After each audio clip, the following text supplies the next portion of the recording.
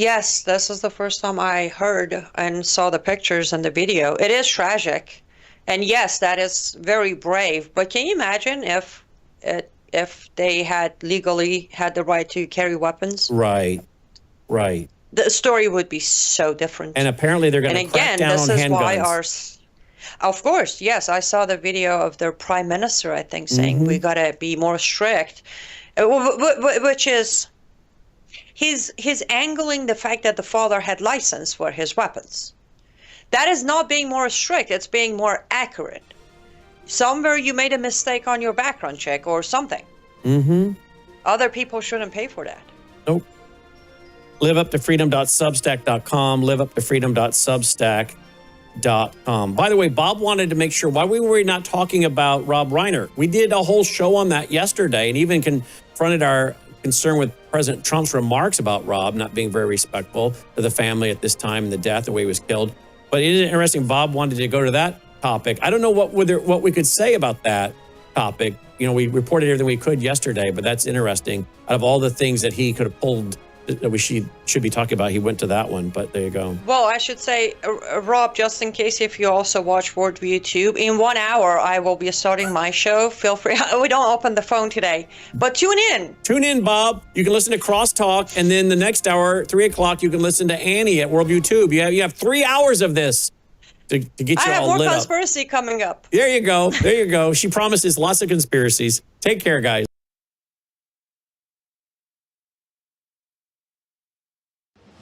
Colonel Rob Maness has a lifelong record of providing dedicated service to this nation. Having worked his way up from the enlisted ranks to full colonel, he served our country for more than 32 years.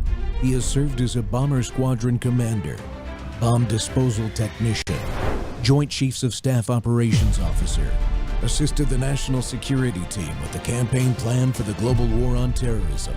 He authored the first theater nuclear war plan and served as the Vice Commander of America's largest airborne intelligence wing. Colonel Rob Maness is a true American hero.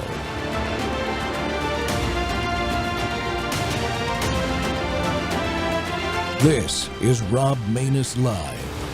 It's like, those things kind of penetrate, and now, so that's where we're at. I mean, how can't we just defend, a lot of these views and not just call it what it is? Anti-Semitism is a worldwide scourge, and it's constantly demonstrated to be deadly, and it keeps manifest itself in these things, just like what's happened now in Australia, too. That's right. And Senator, a moment ago, Lindsey Graham was with me, your colleague from South Carolina, who said a warning to anyone who is trying to say that there should be a Palestinian state. If you create a Palestinian state, what you will get are more killings of Jews. Do you agree? Absolutely. It's an absolute betrayal for Israel and for the worldwide Jewish community, like whether it's France or Australia or any of these nations, our Western allies now calling for a two-state solution when Hamas refuses to disarm and are actively trying to kill Jews. I can't imagine why anybody would do that at this point. That is not the appropriate reward after 10/7 and this thing. So I absolutely support Israel's continue to take out leaders from Hamas and Hezbollah as well, too. They need to be held accountable. And I do hope they can work together with the American forces in Syria to take out the people responsible for taking 2 American lives in Syria just yesterday now, too.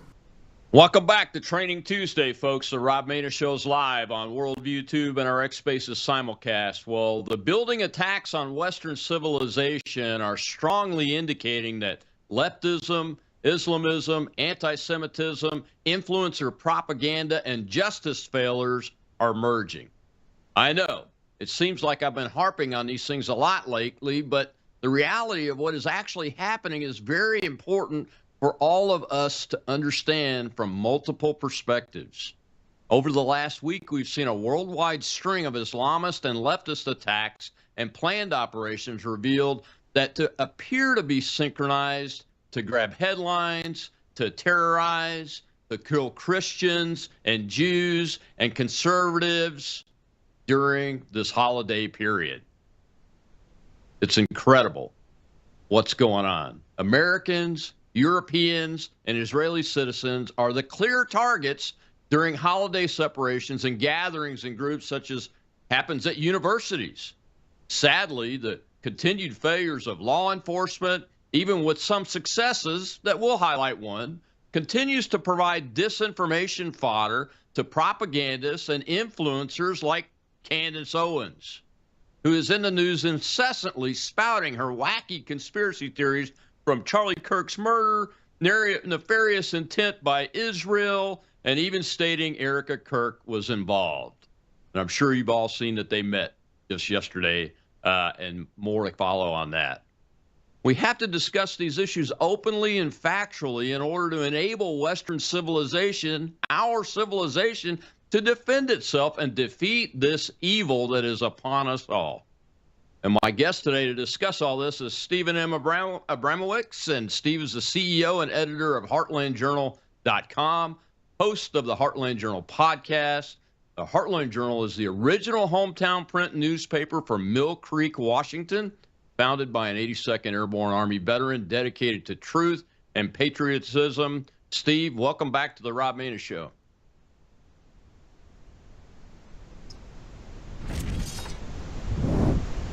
I think I got him.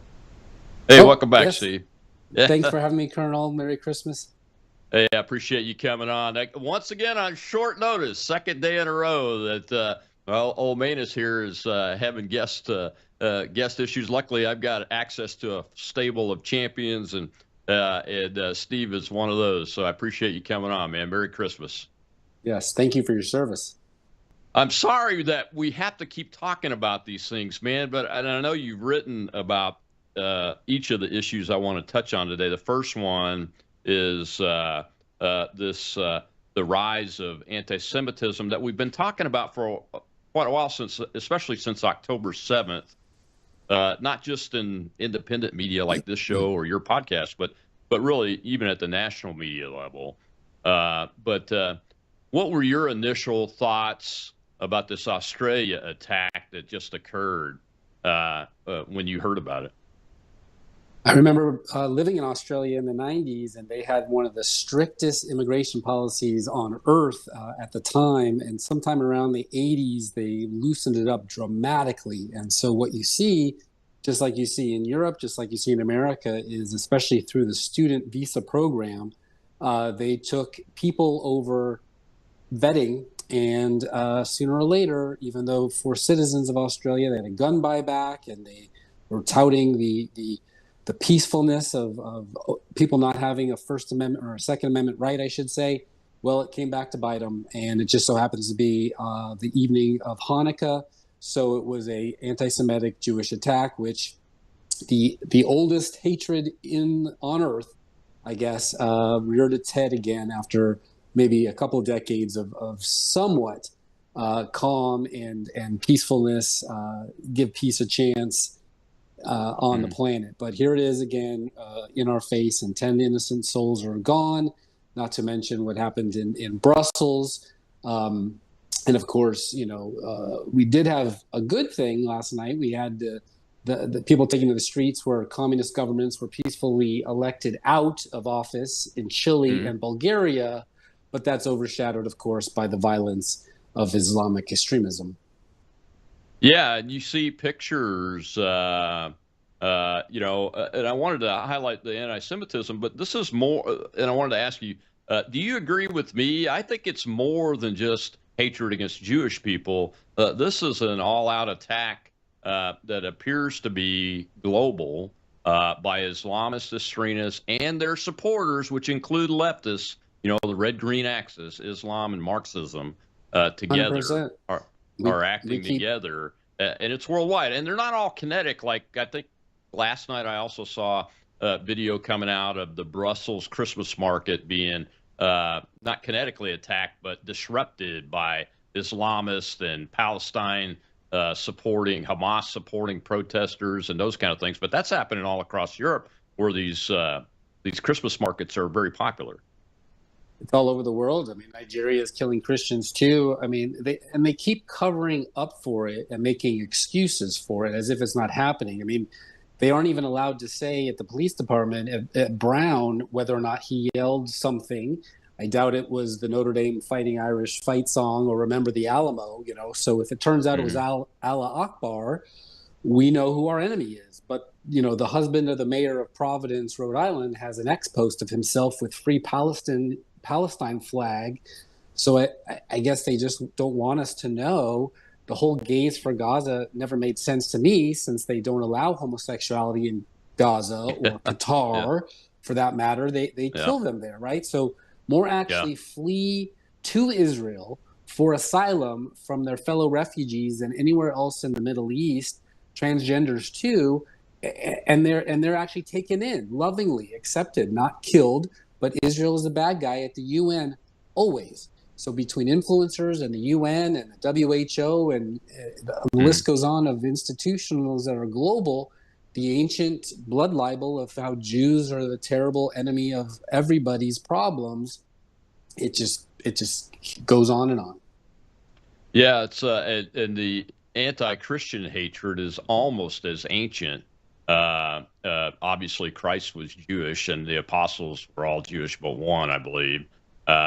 And that has carried forward too. All the apostles were executed in one way or another and martyred, and the martyrdoms have continued on. And now we see, you mentioned Nigeria, but there's something with this Brown thing I want to dive into a little bit more in the next segment that I believe has to do with Christianity, but it's crossing.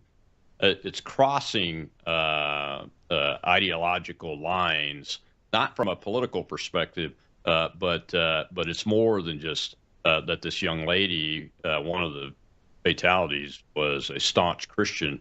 There's more to it than that, I believe. And I wanted to ask you, what do you think is the specific danger from all these political and government officials essentially either lying by omission or lying about the facts in these cases where, in this case, you have the perp on the loose at Brown? That murderer is still running around somewhere in this country. I doubt he's been able to get out of the country at this point just because of the timing involved. What are your thoughts on this lack of truth, transparency? And this goes all the way from the highest levels in the federal government all the way to the lowest level in law enforcement.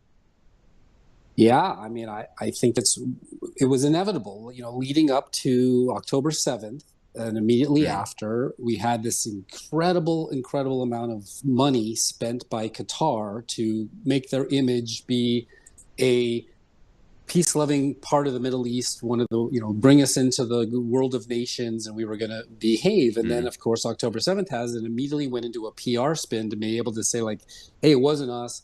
It was Iran. It was, you know, these Gaza refugees. It was anyone else but us, while they were walking the halls of Congress, making friends and influencing people. And so what we got was all of a sudden some conservative influencers, people who had been brought into the MAGA world, whether it be the Tates or the Rogans or the Tucker Carlsons or the Candace Owenses, who immediately divided the Make America First from the MAGA crowd.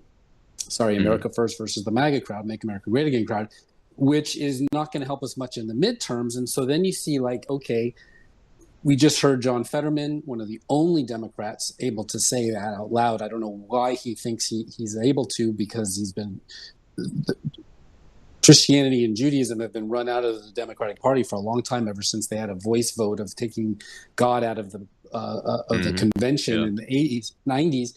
But we have on our side, you know, Lindsey Graham has made some good, nice comments, but Senator Tuberville literally has been designated a right-wing extremist by CARE, which is the terrorist organization that the government, American government, has designated a terrorist organization because of the Holy Land scandal that they had not long ago. And so I can't help but think that when you see people like this shooting, this woman was targeted, and she just happens to be the vice president of the conservative club of Brown, and it's a very liberal university, so very few of people like her. Then you have Rob Reiner's son, who kills his mom and dad. He's a transgender who's had a drug addiction, and he's been, heard fighting the night before at a party, and then, covered in blood. So, innocent until proven guilty, but it's looking pretty bad. These people have been, and even Rob Reiner himself checked himself into a mental hospital last November because of his Trump derangement syndrome. So what we're seeing here, I believe, is these atheistic, communistic zealots are going completely crazy because they're losing in the realm of politics in DC, whether they shut down USAID, whether they're exposing the fraud from the Somalis in Minnesota and now Maine, taking advantage of all the services, which means they're probably not going to win re-election, because if people were given a fair election, they're not going to vote for that. I wouldn't think so. We don't like to be ripped off. So we're just, and the influencers aren't helping. They're whispering in people's ears, like Megyn Kelly, telling them that everything is not what they believe and what they see. When they can see it for themselves, now they can't have a trusted voice in the conservative movement to actually say, no, Republicans are the solution to your problems. Democrats have caused these problems. So long story short, I just think that the whole quasi-religious, political, Western civilization melting pot of ideas has gone completely sinister, and it's leading to violence and death, unfortunately, because that's what they always do. They'll lash out with guns when they can't make their case with words. Yeah, and in the middle of all that, you have institutions like the Department of Justice, local law enforcement, the FBI in failure mode quite often, more often than not, really. Even today with the new administration, it's still quite a bit of failure, and we'll talk about that in the next segment. But we got to take a break right now. And leading clip will be about this Brown University assassination. I believe it was an assassination on at least one of the people, and there may be all three. We'll be right back with Steve Abramowitz.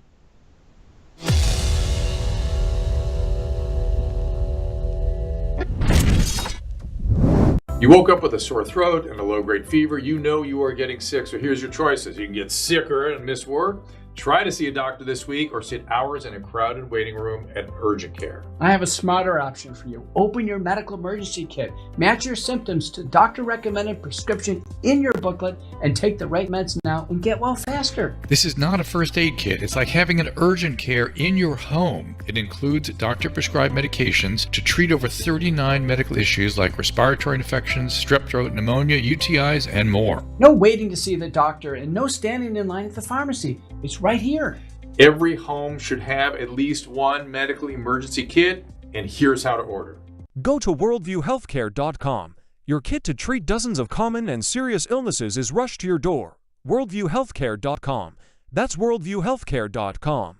The emergency kit available at worldviewhealthcare.com. Make sure you don't have to go to urgent care. I got pneumonia. I didn't have to go. I took this last year. Stayed at home, went to bed.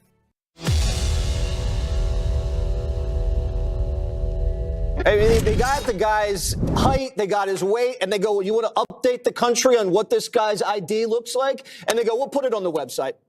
Right. You have millions of people watching the press conference live, and you don't want to tell anybody? You say, oh, I'll put it out on a website? Come on. Is the guy 220? Is he Caucasian? What? They didn't even do it. And then they get the timeline wrong, like Dana said. I couldn't hear a word he said. Everyone's trying to back off. No one knows what's going on. It's 3 days later, after a gunman walked into an Ivy League university building and murdered the vice president of the college Republicans, killed 2 people, injured 11, and walks away. We don't know where he is. We don't know what he is, and doesn't seem to be that concerning to the people that were delivering that press conference. This was a premeditated target attack. The guy was casing the facility beforehand. They have 800 cameras at this university. They didn't have a camera at the entrance to the building, so you can see who goes in and out of the building. This is stupid. I feel bad for the people of Providence. I feel terrible for the people of Brown University. And they have to get this together. It was 20 minutes after the shooting took place that they even sent out an alert to the student body. They never even had any sirens going off on campus. They didn't even do it. They blew it. And then they got the wrong guy and said, oops, okay, well, never mind. And then they say, trust us, the place is safe. Well, I'm sorry, no one trusts you guys. It's a mess up there. And I really hope they get this guy soon, because every day that goes by, you know what I mean? Welcome back to the Rob Maness Show. And Western civilization is under attack, and it's a series of attacks that appear to be synchronized. I believe they are synchronized around the world, and it encompasses liberals, Marxists, jihadis, Islamic jihadis, the hatred for the Jewish people, the hatred for Christianity, and the hatred for Western civilization altogether. And it's being done by people that have migrated into these countries, whether legal or illegal, it doesn't matter. Islam is not compatible with Western civilization or governance at all, but especially not your civil rights and your ultimate inalienable right to life. This is the kind of behavior, that little clip from Waters there, he's just expressing a few of the frustrations that we all have with the failure of law enforcement at Brown University and the surrounding state in Rhode Island and city and Providence that's happening there. My guest today is Steve Abramowitz. And Steve, we talked a little bit about this incident in the opening segment, but let's dive into this. Reporting just before I came on the air added some facts.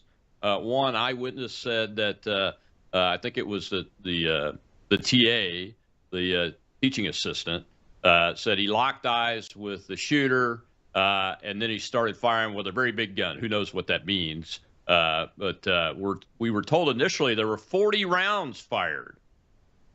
But this guy says it was probably about 5. They went right up to the individuals that he killed and shot them deliberately and then left. Now, there's a couple of things about this classroom. It was being run by the leading economics professor at Brown, a Jewish man. That's one. Two, the young man that died was, I think, an Uzbekistan immigrant that wanted to be a surgeon, I believe. I don't have his name. And then the young lady that was killed is Ella Cook, who's a Christian, but also the vice president of the College Republicans chapter at Brown University, which I can't imagine is very large, because Brown, I think, is the most progressive Marxist university amongst the Ivy Leagues. And then they have video of who they think is the real perp after they've named a U.S. Army veteran soldier, infantryman, as the potential guy, put his name out and everything, and had to let the guy go because it was false. I don't know where that tip came from. Did it come out of the FBI? This is what got me to use this incident, as a matter of fact, because if it came out of the FBI, it's another failure at the Department of Justice and their agencies.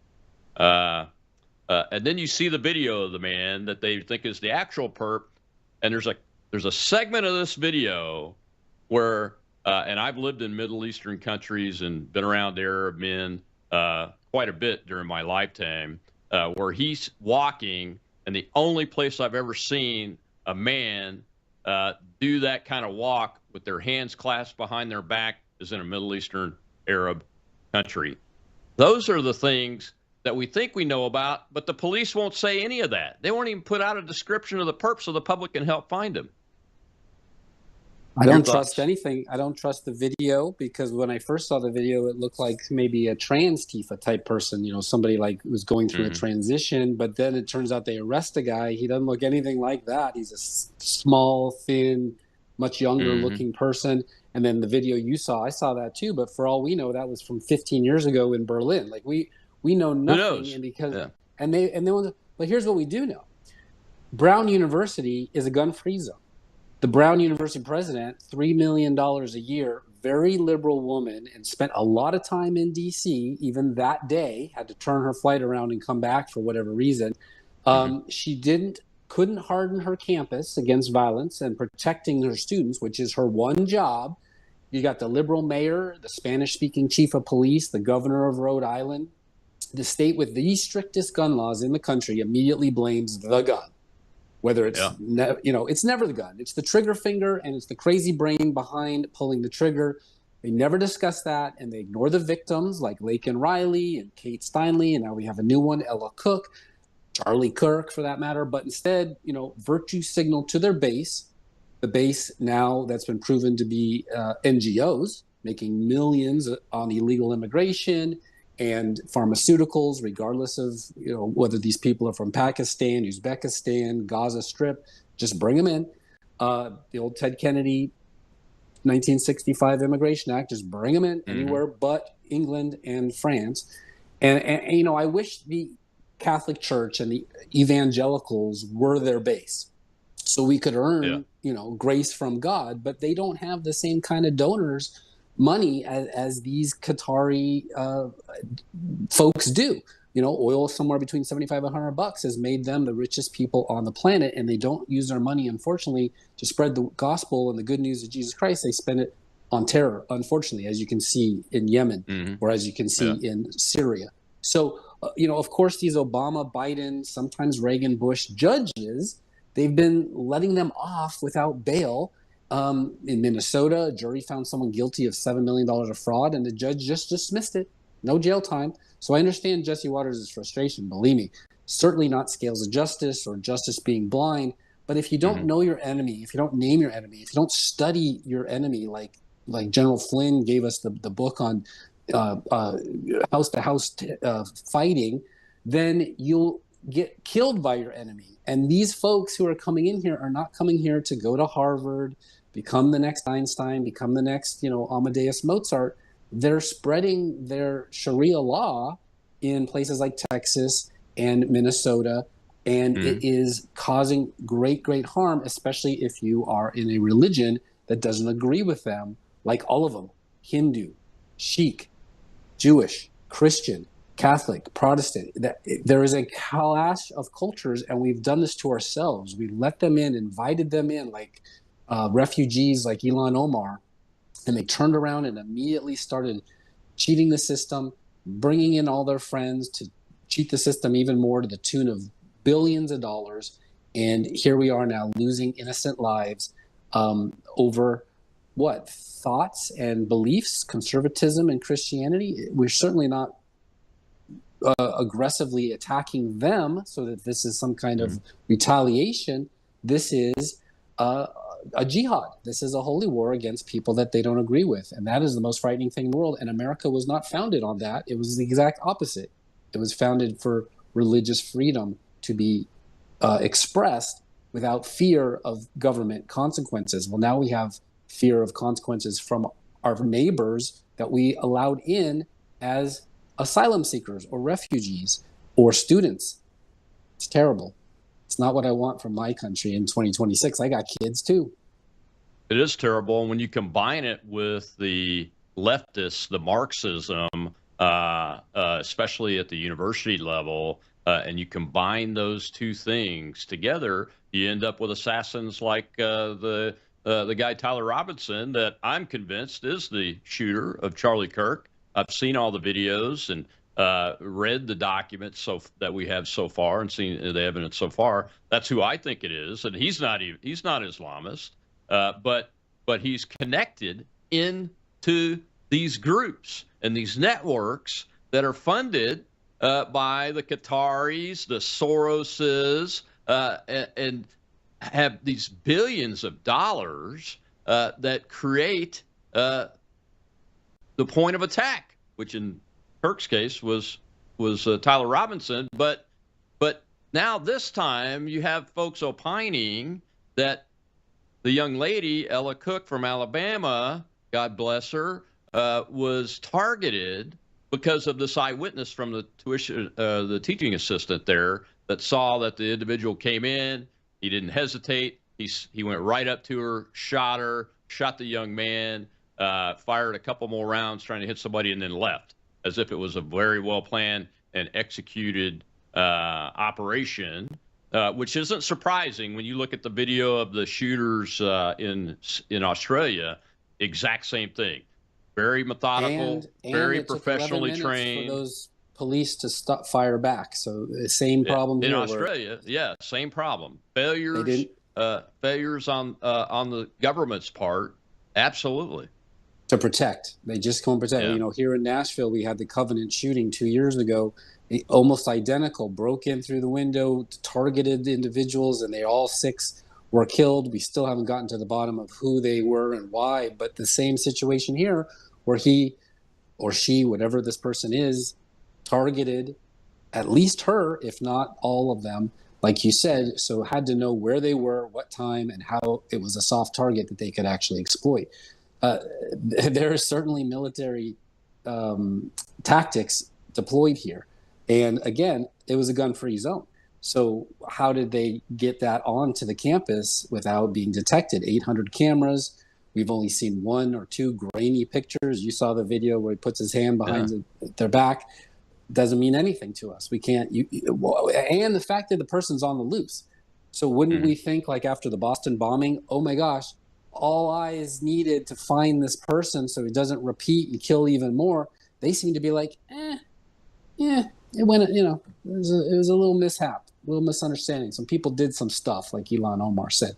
It's really quite shocking because, again, $100,000 a year, if I was sending my child to Brown, I would have an assumption that they would be secure and safe and protected. And if something bad happened, they would have our back and protect us. Doesn't seem to be the case. And I think that has a lot to do with the fact that most of these colleges stopped relying on tuition to pay their bills and a lot more on Middle Eastern grants and gifts and NIH dollars and research money from the government, who are their real employer, not the parents of the students that are supposed to be there to learn an education, because they got rid of classical education a long time ago. Yeah, yeah. And, you know, I didn't even bring this up, but I think all the doors on these campuses now, the Ivy League ones, you have to have a student ID to enter them. You have to swipe to enter these. So the guy got in somehow. It's unbelievable.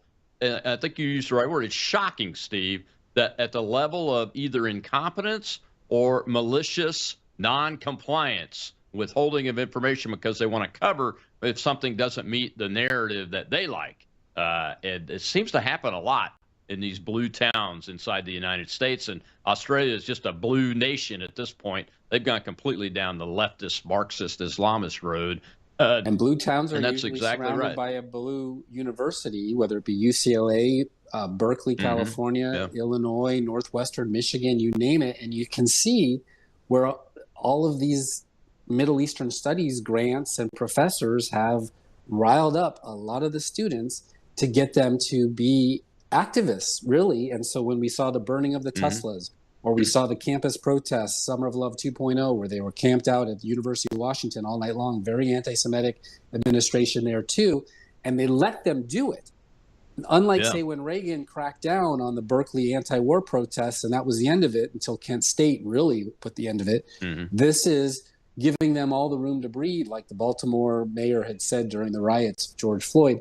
So we've just basically reaping what we sow. This is the reckoning. This is letting them have the hatred and the just spinning out of control, and then no consequences.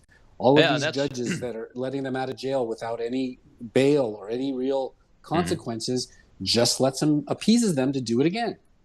Absolutely right. We got to take another break. When we come back, we'll see one of the successes that I talked about, but it's the success is okay on the part of the FBI and the Justice Department, but it's the arrests in the group that I want you to pay attention to, because these aren't your ordinary Islamist jihadi terrorists, but that's their mission. We'll be right back with Steve Abramowitz. It's Training Tuesday. You need to pay attention.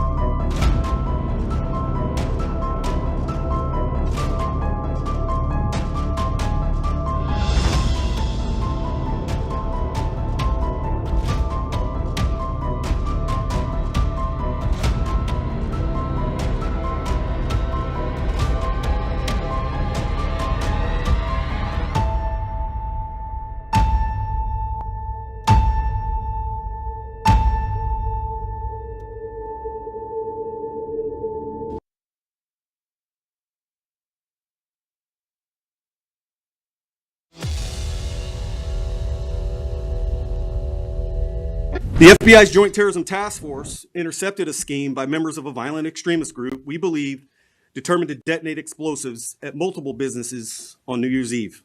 Last Friday, the FBI arrested 4 of those subjects. The 4 subjects are members of a radical faction of the Turtle Island Liberation Front, a violent, homegrown anti-government group. The subject arrested envisioned planting backpacks with improvised explosive devices to be detonated at multiple locations in Southern California. These bombs were to blow up at the same time on midnight this New Year's Eve. The plan stated that the IEDs would be complex pipe bombs. It included instructions on how to manufacture the bombs and contained guidance on how to avoid leaving evidence behind that could be traced back to them. Our investigation uncovered evidence in that the group would test the explosives in the desert. We learned that the alleged co-conspirators had recently started acquiring precursor chemicals and other items necessary to accomplish this task. In recent days, the alleged co-conspirators discussed plans to travel to the desert on the 12th to detonate the explosive. Knowing this, staged multiple SWAT teams, special agent bomb technicians, our evidence response team, along with the FBI's elite hostage rescue team to disrupt this plan before any harm could occur. Welcome back to the Rob Maness Show. And look, Western civilization's under attack. You have a building a series of worldwide operations that are going on, and it's a intersection of ideologies that includes liberalism, Marxism, progressivism, Islamism, and their hatred for Jewish people, for Christians, and for Western society altogether, that has culminated in this. And the interesting thing about this group, and my guest is Steve Abramowitz, the interesting thing, Steve, about this group is these are not migrant. They don't appear to be so. They appear to be white, liberal individuals that have made up this Turtle Island Liberation Group that have now what's been achieved here with this, not the arrest and the disruption of this operation, but the achievement is that the Islamic Marxists have culminated into creating terrorist groups right here in the United States made up by demographics of people that are not migrants from the Middle East or Islamic nations. And that's what's got my interest on this one. What say you, Steve? I say yes. I mean, one of them is a known Antifa member who's been known to wreak havoc. And so what we are seeing is the Marxists all coming together. The friend of my enemy is my friend. And so, like we talked about earlier about the, gays for Gaza are willing to get involved with the Muslim Brotherhood, not because they all agree that, everyone should be able to love who you love. It's because they all want chaos and will work together to achieve that. And I had said before inauguration, maybe even on this show, sir, before the election, that the AG was the most important pick Trump is going to make. After the Jeff Sessions fiasco, it had to be right this time. Maybe with his first pick, Matt Gaetz would have been, we'll never know. But Pam Bondi hasn't done very well. It's been almost a year, and we've seen no consequences. They did say they designated Antifa a domestic terrorist group, but that has meant absolutely nothing. And this arrest of these folks, I forget the name, their silly name that they're going under, isn't being prosecuted as domestic terrorism, although it should. I hear Dan Bongino wants to quit over disagreements, and Cash is suing an influencer instead of releasing the pipe bomber information, et cetera, et cetera. So Qatar, the Muslim Brotherhood funders, just had a conservative influencer boondoggle in Doha. Yep. Tucker came back saying he wants to buy a house, which is nice. And, you have to be a Muslim in order to own property there, unlike Israel or America. But maybe he's going to, convert to Muslim. I don't know. I don't know his heart. But the bottom line is that the people that they're working with, the ground troops, the cells, the shock troops, one of which I believe is a Chinese national, are literally here to foment these problems. It reminds me very much of, say, the FBI's botched kidnapping of Gretchen Whitmer, right? Where they had one or two folks who were ideologically driven to do it, but 15 or 20 FBI handlers entrapping the poor guy. So this is the same thing that we're seeing now. If they would have pulled something off in Los Angeles, this would have been outrageous. So it would have been just one more on top of what we've seen in Brussels and in Australia. And several years ago, Christchurch in New Zealand, this happened too. So, and that's another gun-free country. So my biggest concern is that the justice system, the FBI, NSA, DNI, Attorney General are not doing what we need to do to prevent something like a 9/11 from ever happening again, which is exactly what was happening pre 9/11. And we were set up. And so when it actually happened, we all were surprised, but the law enforcement community wasn't. They knew that they had been so lax and so accommodating to the hijackers that it was going to happen. Just a question of when and where. Same thing here now. It's happening ever since, the Miami Pulse nightclub attack, or like I said, the Antifa Chop Chaz zone in Seattle, Washington 4 years ago. These have just been accumulated over and over again. And the bad guys say, why not? We don't get arrested. If we do, we're out in 30 minutes. We've got a bail fund. The vice president and presidential candidate Kamala Harris was actually helping the Minnesota Freedom Fund to let these people out to do all the damage they wanted to do, which led to Kyle Rittenhouse, being a vigilante and ended up in court. So same thing, vigilante justice on the subways in New York. Just last night, I saw videos of Jews being harassed after a Hanukkah menorah lighting on the subway because this hate that not only the government and the law enforcement agents and the influencers themselves have been propagating is leading to real people causing real harm on other real people, the ones who pay taxes and have jobs and made this country great, not criminals. Yeah, absolutely right, Steve. Well, we've got a question from the audience, the live audience over here. Let's go ahead and take that. Go ahead, Shel. We have Liz, sir. Hi, Liz. Liz? She might be stuck, sir. Well, we'll see. I was stuck. Sorry about that. Go ahead, Liz. Sorry about that. Hello, Colonel. Hello to your guests as well. My question is, can Brown University or these other universities be held accountable for their lack of security? We send our children to school thinking they're supposed to be safe. And as a parent, if that was my kid, that school would be burned down because I'd hired the best lawyers I could find. I mean, not to have a camera at the front door. Well, I think that's. I'll go ahead. Go ahead, Steve. I'll let you go. Oh, first. I mean, they had the cameras. There's 800 cameras. It's a small campus. It's not as big as like Alabama, which is so sprawling. I had Harmeet Dillon on my show very recently, and I asked if this was this type of thing. This is before this happened, a civil rights issue where you're basically not protecting the rights of your young students on campus, especially if they're conservative.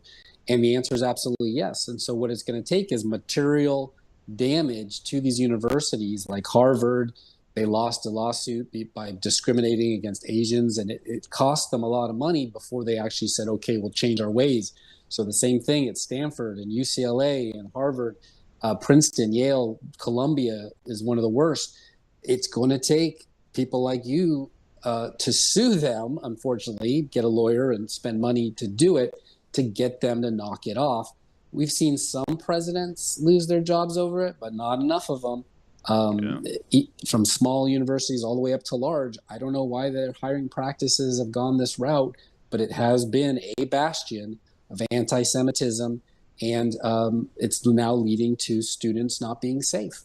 And 99% of them want to be there to learn, right? The 1% that are the agitators that came here just to be activists and lobby their fellow students against the administration is not good enough to protect. They really should be looking out for the majority, not the loud minority. Yeah, I'm glad you said that about the campus. It's very small. I've been there. I went to the Navy War College in Newport, Rhode Island. I was in Providence and in and around this campus many times.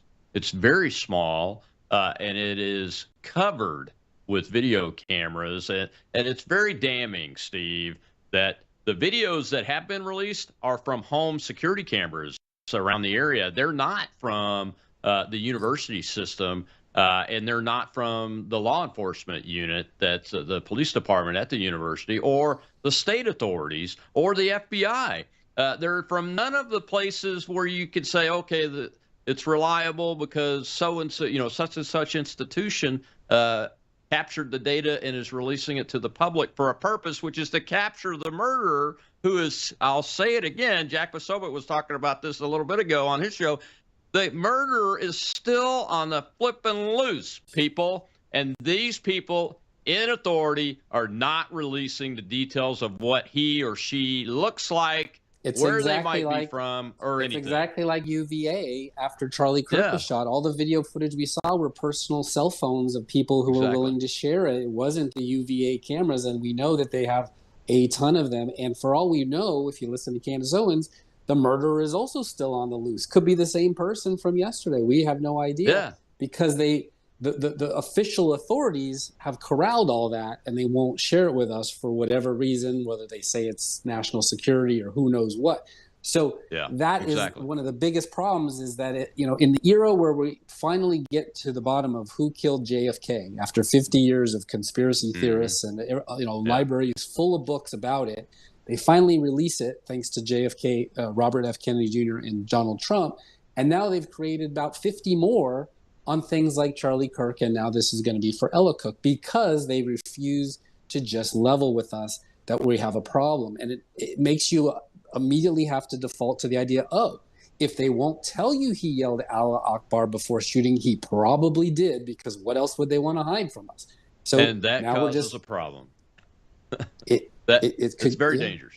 It's very dangerous. It's so dangerous, and it's so unnecessary, Colonel. It doesn't have to be this way, but for some reason, the FBI, whether it be under Trump or under Chris Wray, they think we can't handle the truth, I suppose, or else they would give it to us, and then we're left to believe it's an ulterior motive, and we don't get to know what that is.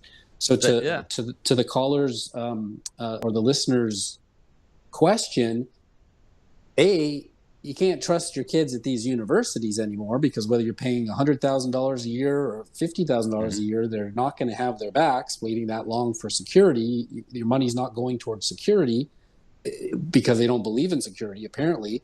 And then you have to go and look and say, well, what's the background of the president? Remember we had Claudine Gay plagiarizing, but she became president of Harvard, the biggest baddest institution in our country. Something is rotten at the university system in America, which used to be the best. And I think it has a lot to do with the fact that they were willing to cater to their donors, their masters, which is, I have a whole list of a whole bunch of not our friends from the Middle East, giving them money to teach the way they wanted us to teach. Absolutely. And then when you combine that with the influencer propaganda stuff that's going on, I want to devote this last segment after this break to that issue. Because we have to figure this out, and the way to figure it out is the truth and the facts, transparently addressing all of these things, and that's just not happening yet. We'll be right back with Steve Abramovich.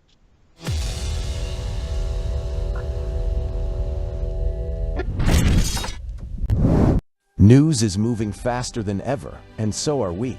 Worldview Tube brings you 24/7 live stream coverage and now real-time alerts when it matters most. Once you have the Worldview Tube app installed, exit the app and navigate your way to Settings.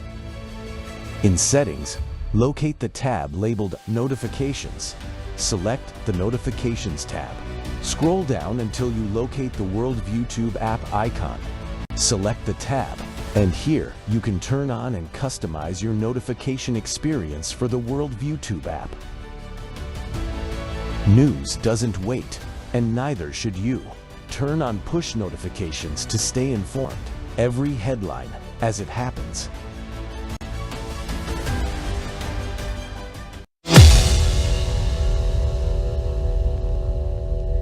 But madness is when you're sad or you're in pain and you're confused.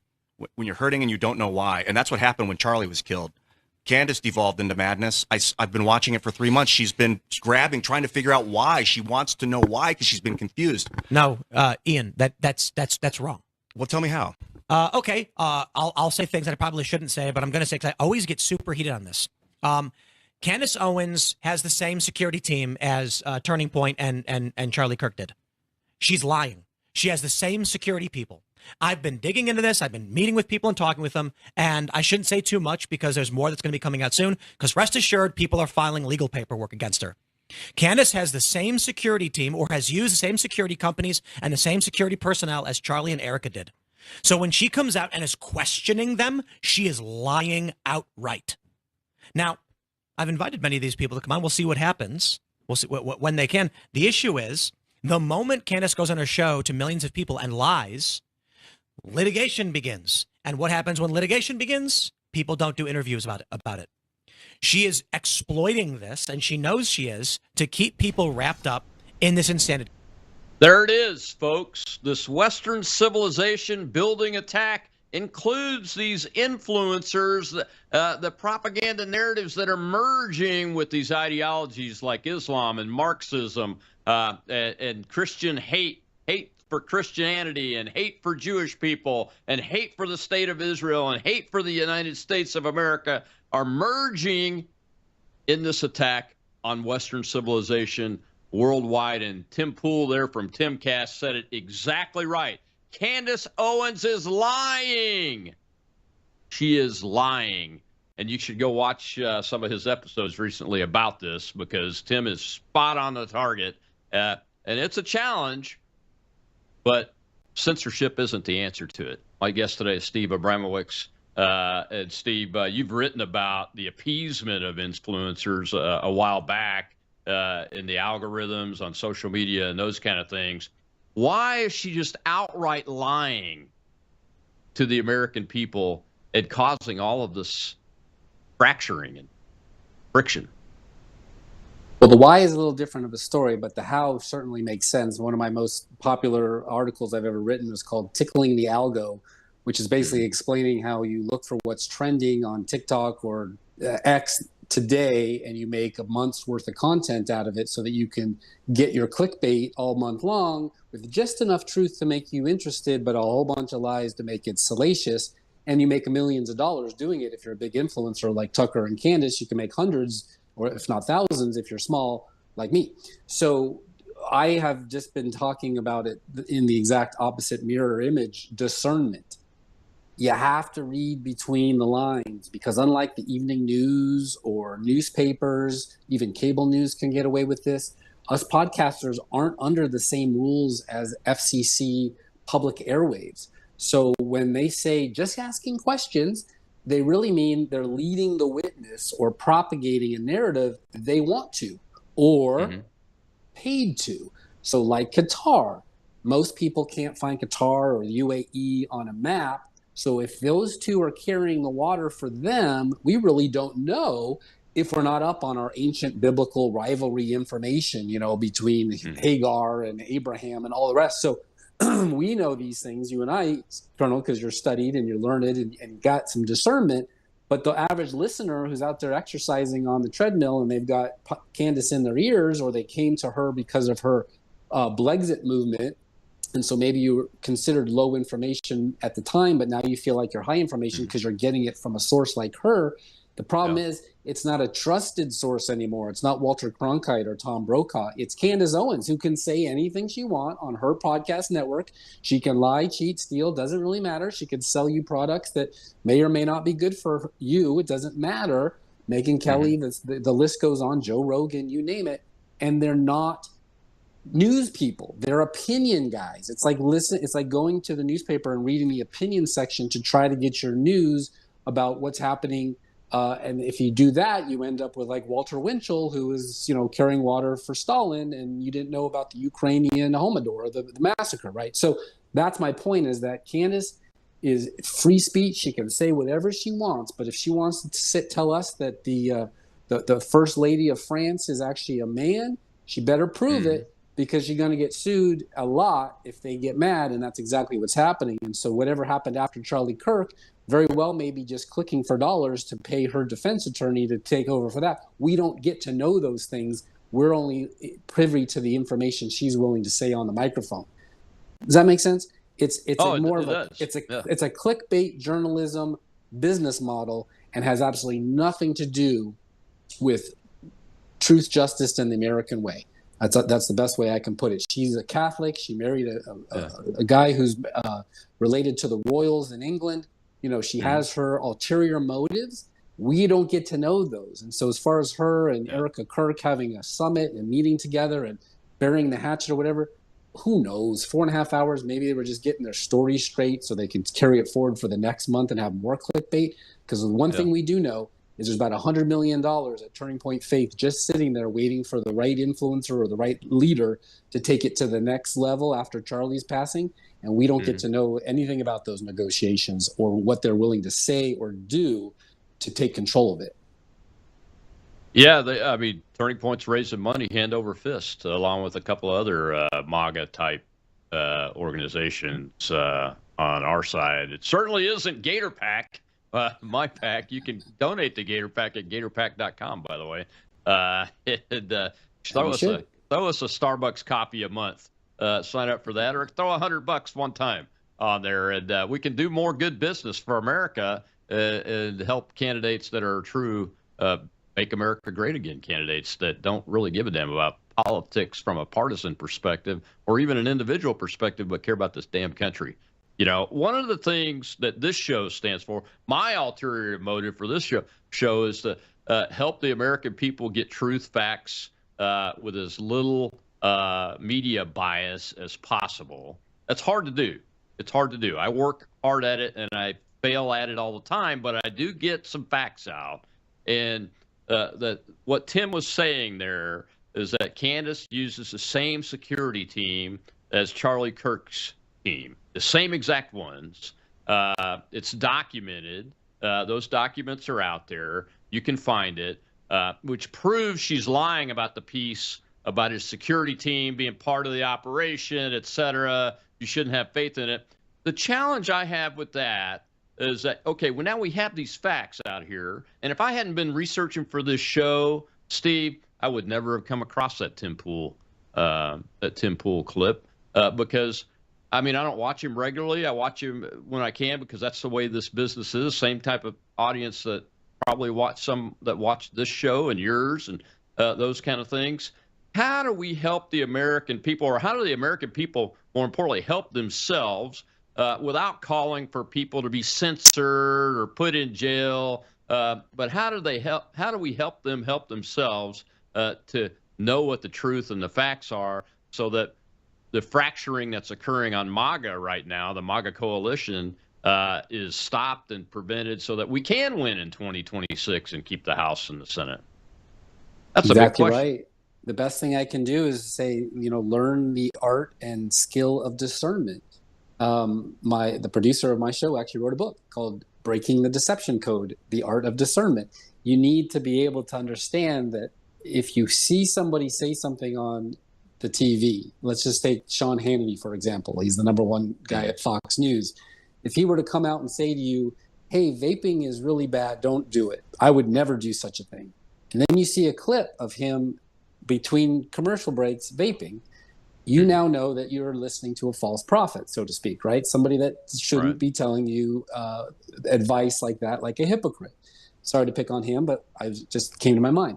Same thing with Candace Owens. If she makes 32 accusations from everybody from the Mossad and Bibi Netanyahu himself to France coming after her, all these things with no evidence and no follow-up to say, look, I was right.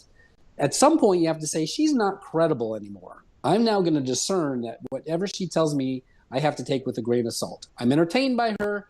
She has a little bit of nuggets of truth, but I have to go dig deeper, either follow the money, read Steve's Heartland Journal to figure out if there's more to it than that, if it was a bill that was passed 10 years ago and all they're really doing is just running with it, like the Obama propaganda bill. That's all I can really tell people because, like you said, she has a First Amendment right to say anything she wants. Now, if it becomes libel or slanderous, she needs to get a lawyer, which she can afford.